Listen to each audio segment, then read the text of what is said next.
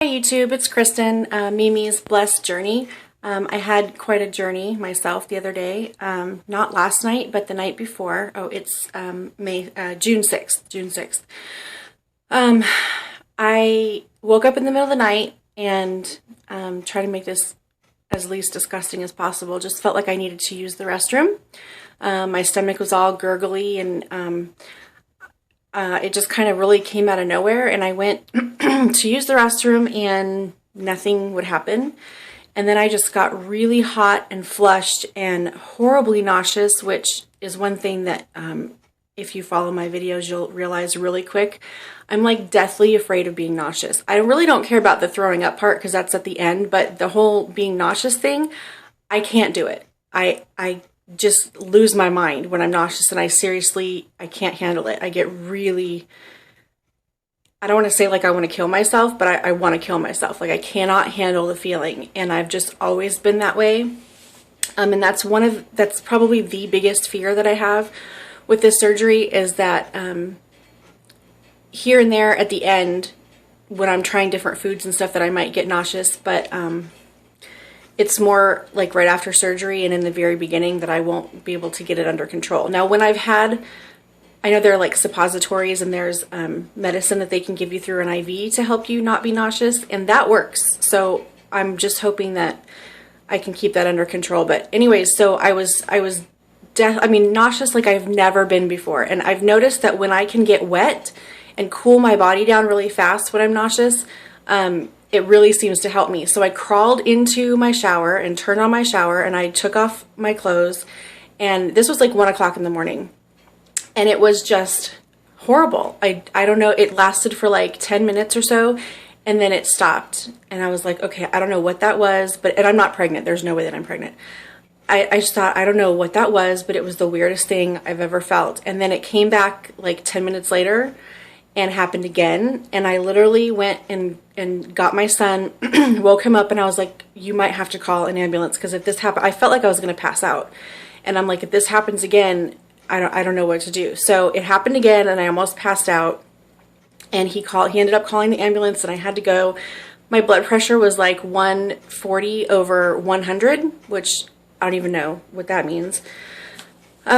So anyways, long story short, I was in the ER for a couple hours. They did an EKG, they did blood testing, they did urine testing to make sure I wasn't pregnant, they did x-rays of my lungs and my stomach to make sure there was no blockages. It was just horrible. And they gave me the stuff to make me not nauseous, and that, that kind of cleared everything up for me. I was fine, but I wasn't dehydrated at the time. I'd been drinking a ton of water, and that's what they kept asking, like, what have you been eating? Have you been taking any pills? And have you been drinking enough water? And that's what's funny is the last 3 or 4 weeks, I've been drinking a ton of water. I've eaten way more healthy than I've ever eaten before, and I've been taking all my pills because I'm on like antidepressants and blood pressure medicine and cholesterol medicine, and I've taken all of them like every night. I mean, better than ever before, because I've been keeping track of everything.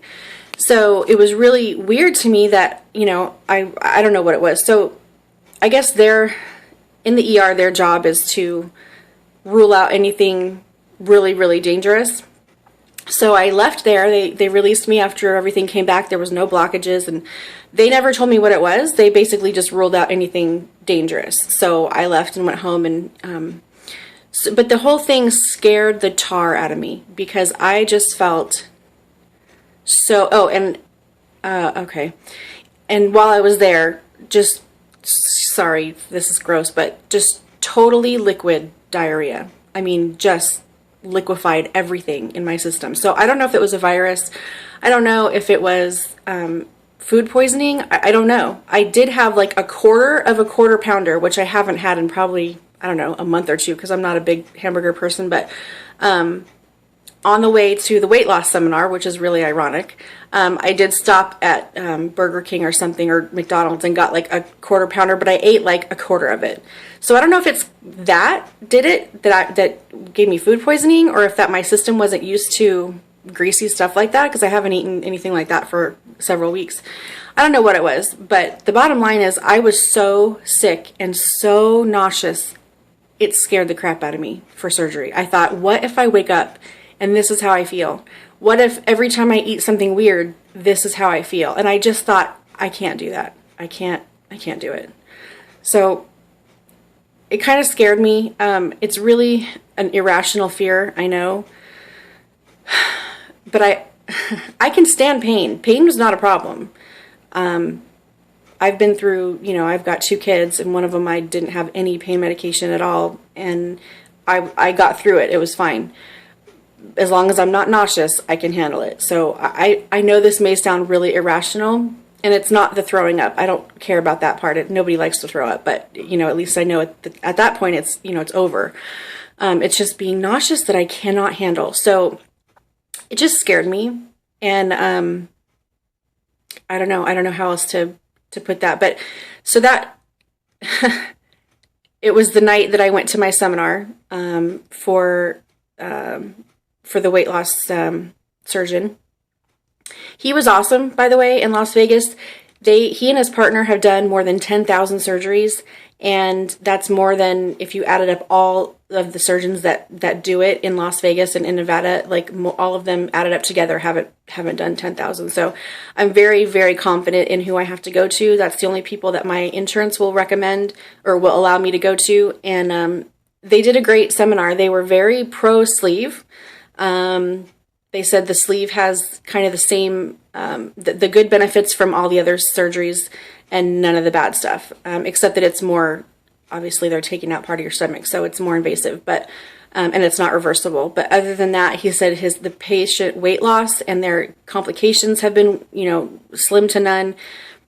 They don't require, listen to this, they don't require a pre-op diet at all, and they don't, and only 2 weeks of liquid diet afterwards. And then he said you can eat whatever you want, because he realizes that, we're mothers and fathers, and he doesn't want us cooking one thing for us and one thing for everybody else. He said it's more about making sure, one, you get your protein and your water, and you're really not going to have room for anything else. And so, he did push, trying to eat healthy and that kind of stuff, but he's not restricting us to anything.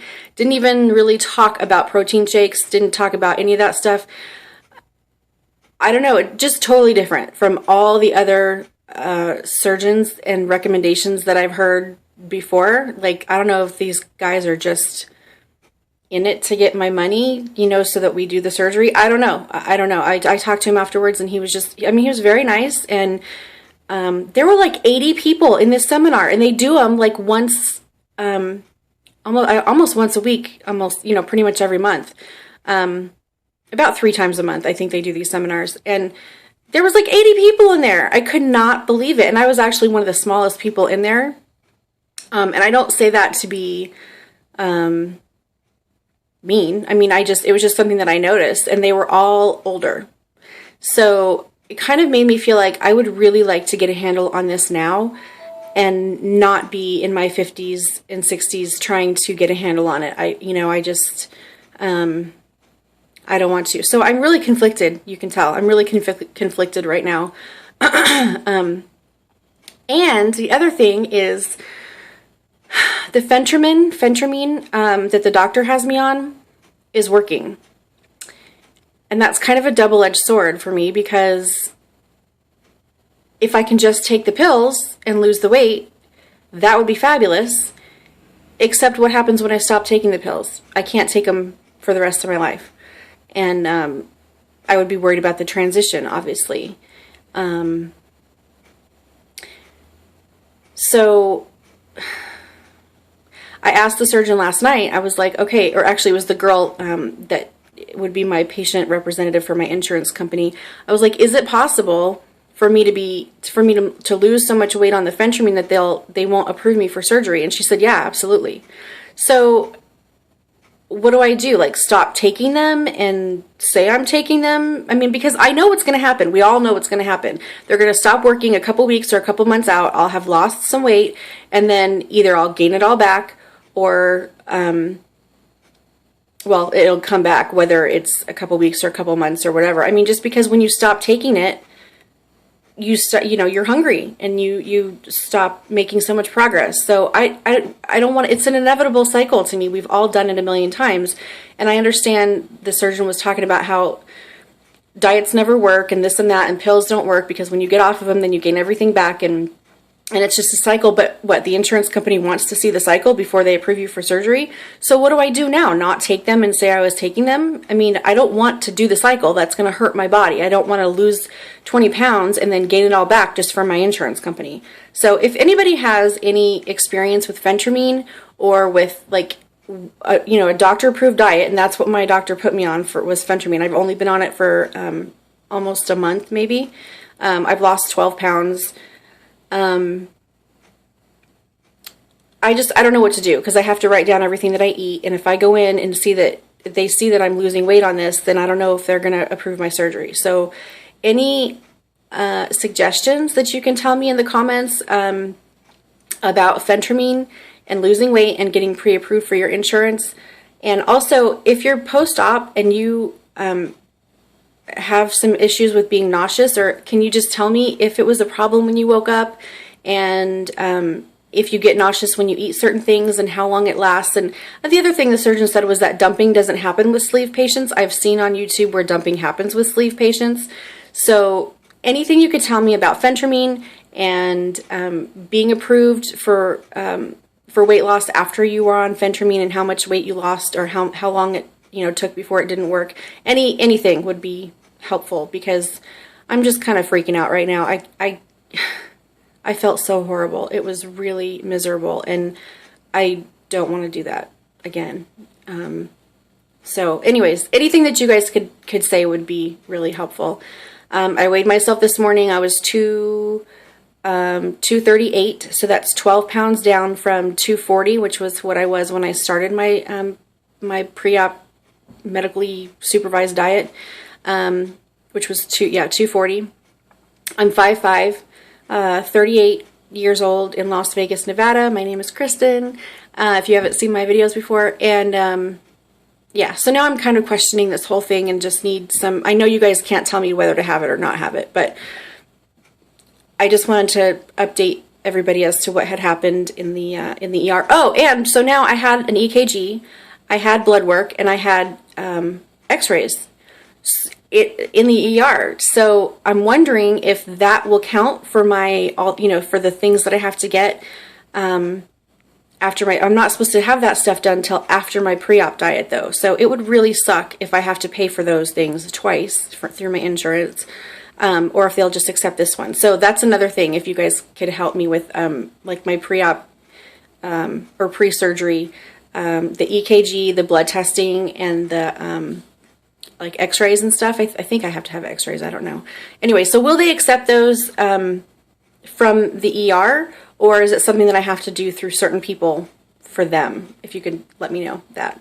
And also, I know from the seminar, they said that they expire like 90 days after. So that's another thing. Do I have to have, like, make sure I get all my paperwork and everything done and okayed by the insurance before all these things expire? It's just, I don't know. You can tell my mind is just completely jumbled right now.